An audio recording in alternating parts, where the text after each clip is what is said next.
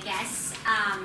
I've been asked by Freecon's staff to talk about what it's like being a female in the voiceover industry, and I wish that I had another female industry guest to kind of bounce off of. But since Zach is a dude,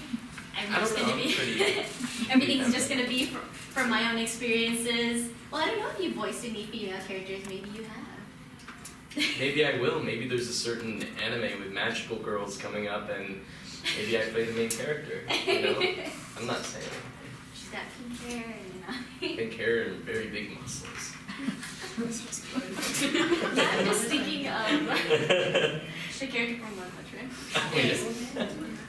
But yes, I'm mostly gonna talk about anime and video games because that's what I have the most experience in, and I'll probably open up to questions afterwards. Just a disclaimer that everything is my opinion and doesn't represent the industry as a whole.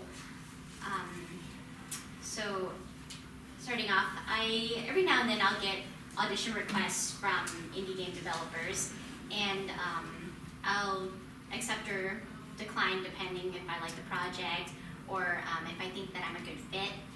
And because I've done lots of auditions for we need a really butch 40-year-old, and I'm I don't sound 40 years old at all. You know, if I try, it's gonna sound horrible. And I think early on in my career, I have auditioned for it. I've tried to when people ask me, and it just sounds so bad. It's so embarrassing to think about it now because it's I should not have sent that in. It sounds terrible. So, but so I auditioned for this one developer. He had a couple of characters listed up on his site, and he wanted to cast me as the lead tsundere girl. And I knew that his first iteration of the game, that character was played by Christina B. And so I texted her and asked her, oh, did you know there's a sequel? And they had me audition, and they want me to play your character. You know, are you going to reprise her? If so, then I'm just going to decline. And she told me that she did know, and that she declined because of some of the content which was in the game, and the lope, and that I had her blessing to take over. So, I know that just to go off on a slight tangent, this can be a sore spot for a lot of people. There's a lot of shows where there's multiple casts and or recasts, and it's really controversial and confusing for the fans. But it's at the choice and discretion of the producers and distributors, and it just kind of sucks sometimes. And and many actors do ask that others refuse if they see those auditions and parts, so that they can try to renegotiate offers or their contracts and things. But it's a tough decision for people because, what if it's a show that, that I really want to be in, that I would never get to be in again if I don't audition for this chance? Or, should I stand with my friends and peers in solidarity and refuse this opportunity? Is it worth stepping on toes? It's a really tough call if I don't know these actors. If they're not somebody I know already. What if I want to work with them in the future and they remember that, oh, I took that one role from them, I never want to work with that person again. So it's kind of a hard place to be, depending on where you are, I guess. But for this particular project, it was such a small thing, and Christina said that she was totally fine with me taking over, so I accepted the role. And I had so many issues with this developer.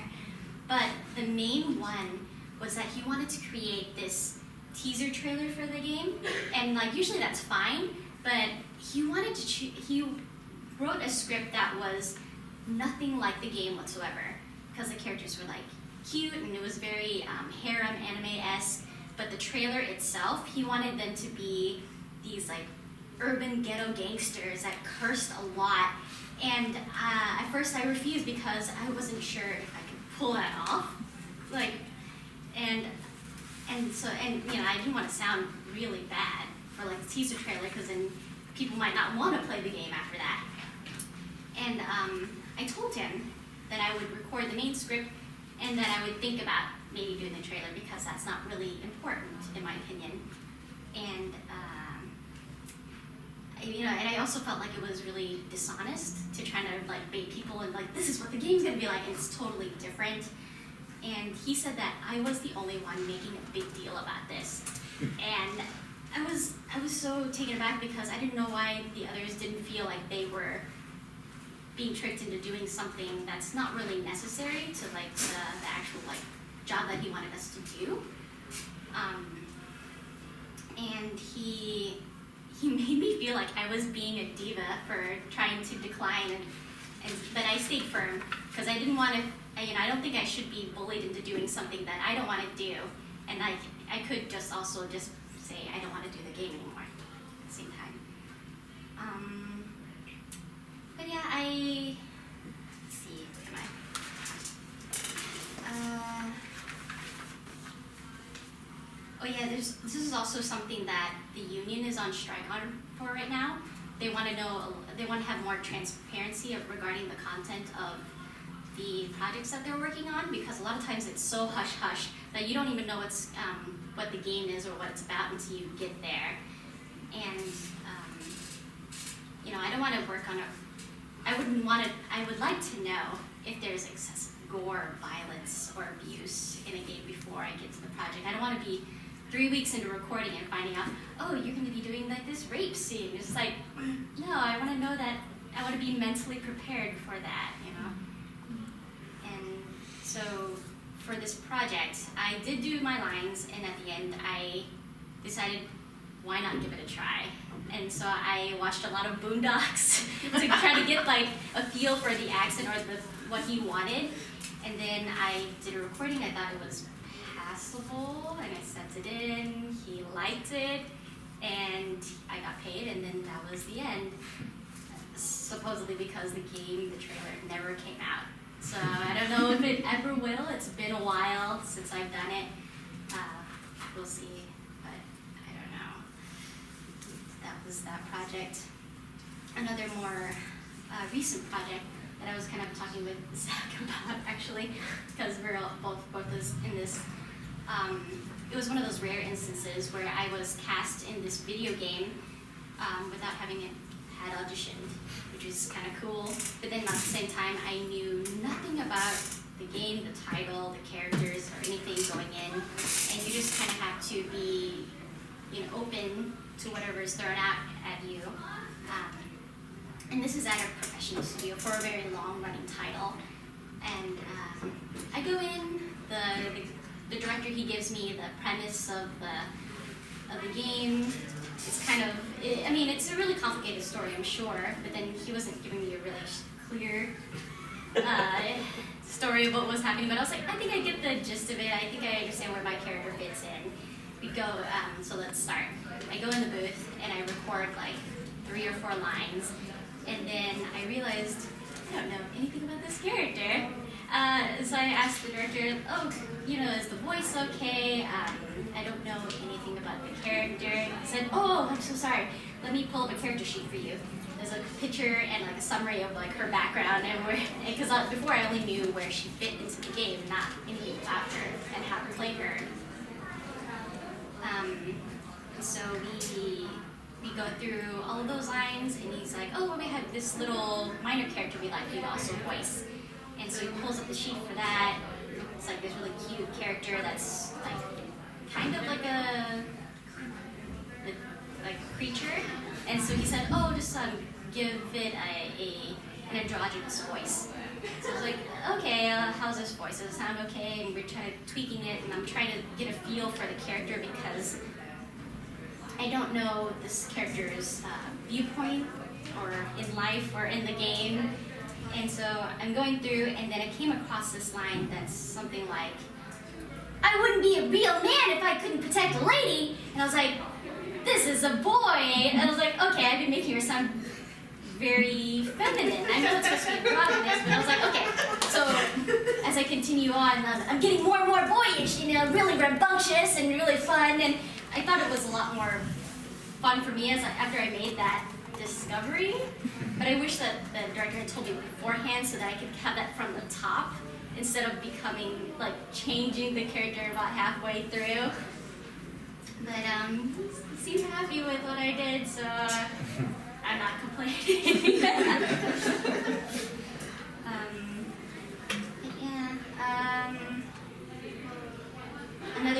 that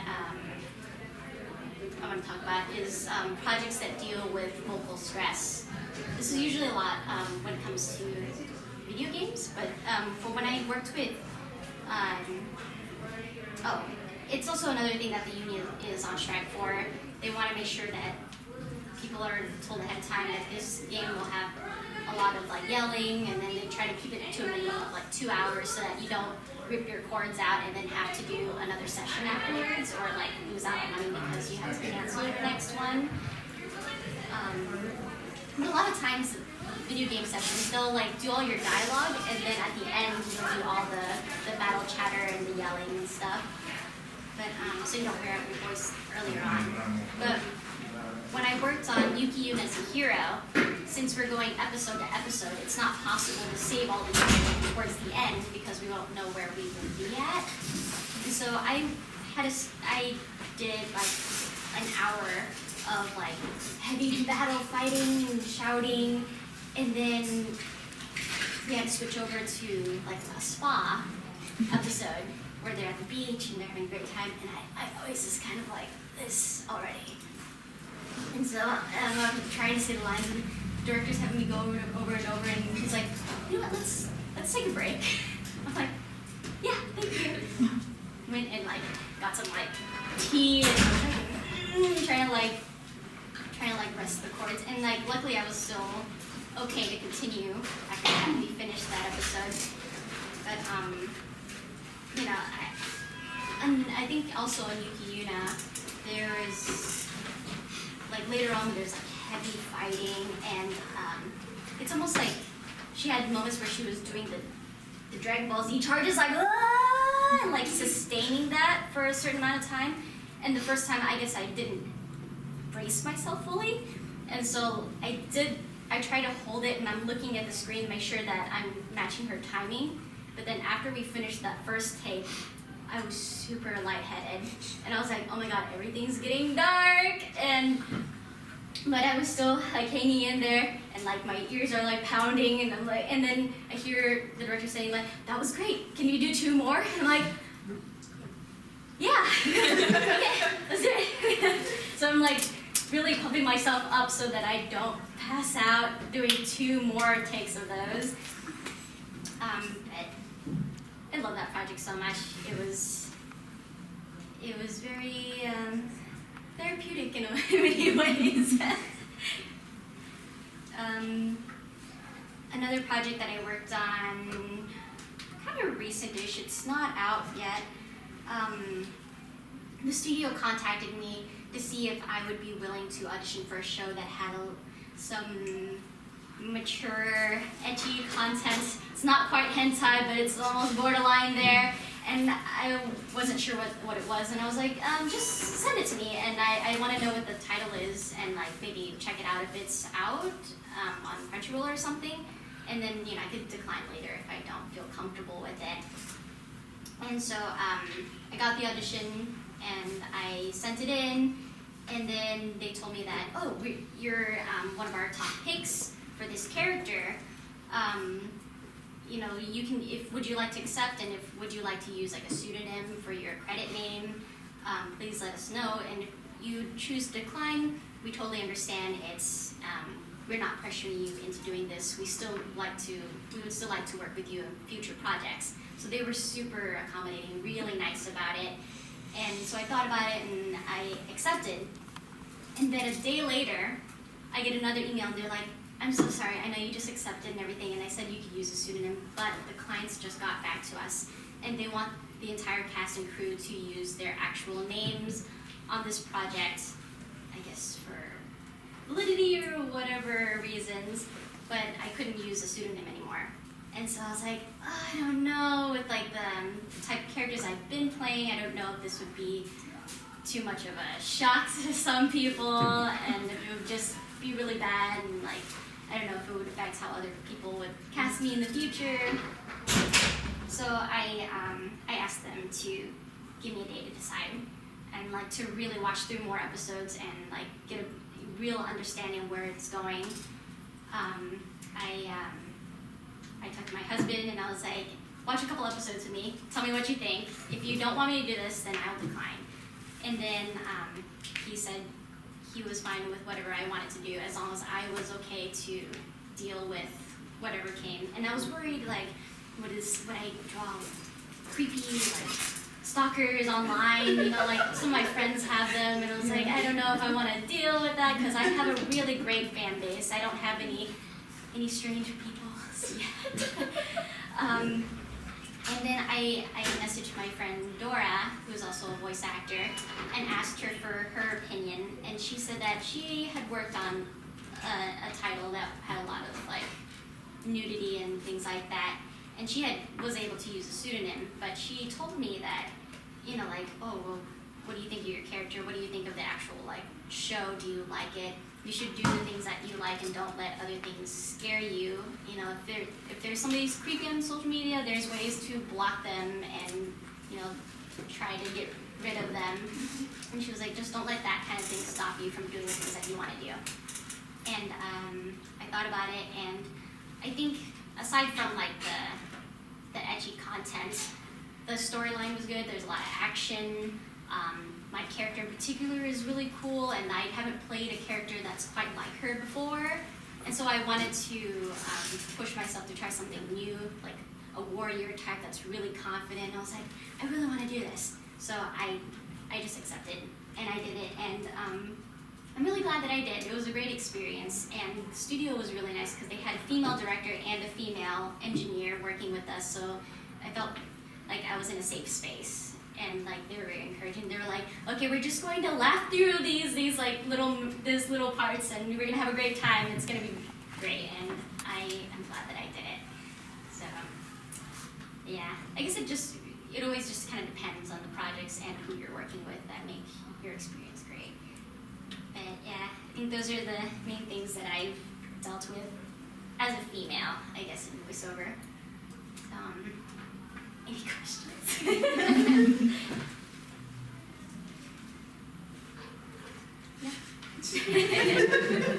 Yes. How far ahead of the release of the actual game do you usually record? It really depends. Sometimes it's like a year or half a year before the game is released, and then some games it's like a month or 2 months.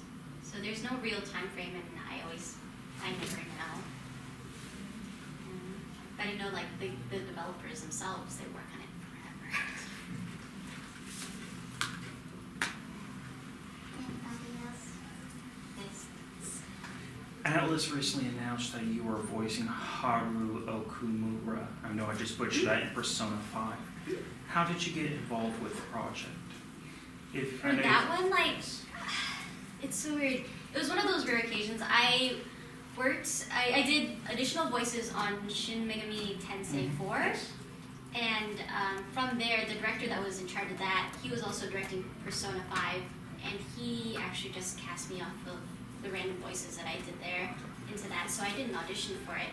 And when I went in to record, I didn't know that it was for that. They just said, oh, we have a game that we're working on, we'd like you to come in to record.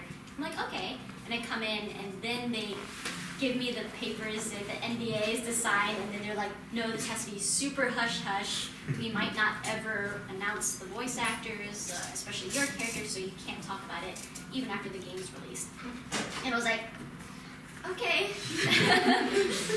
I hope you can announce it, because they said it was some sort of legal stuff on Japan's side, but I'm really glad that they did eventually announce it. But that's how I got into it. It was just luck.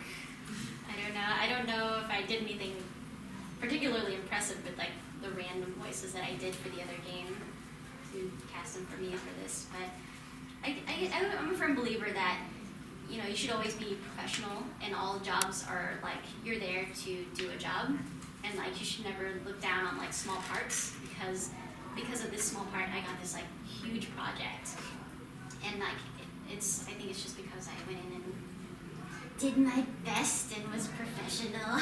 Anybody have any questions about anything? It doesn't have to be. I'll ask a follow-up question to it. I don't know what point you began to voice the role, because the game was released last year in Japan. Mhm. And it's set for an April 17th release here in North America after being pushed off for Valentine's Day, Mhm. which is a whole nother thing in and of itself. Yeah. I know you probably can't talk about that. How were you able to prepare for this particular role? Well, for my first session, I did not prepare for it because I didn't know what the game was at all. I went in not knowing anything, and I was completely dependent on the client and the director to kind of help me mold her. They went in and they talked about like, okay, this is the premise of the game, this is what your character's like, and how she fits in with the other group, and like, and this is how we want you to sound so that you don't sound similar to the other characters. Trying to find her like sweet spot, and then we recorded a couple lines, and then after a while, when I was starting to get into the flow of how she is in her world, then we went back and checked the beginning lines to make sure that it was all uniform in terms of tone and personality. So I wasn't able to do much prep work for that first session, but then after that, I went back and I watched a couple of like Let's Plays of like some of the other Persona games, so just to get a feel for what those were like.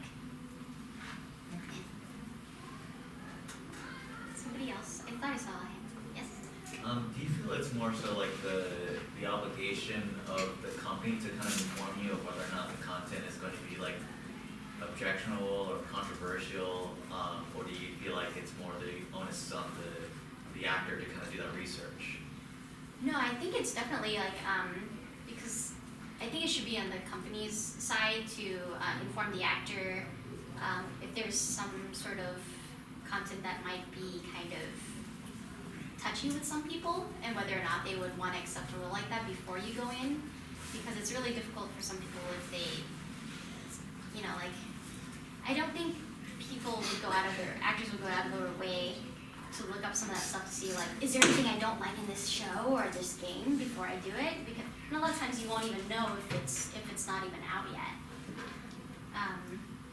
Although, like I said, the company that I did that one questionable anime, they were super accommodating and really nice about it.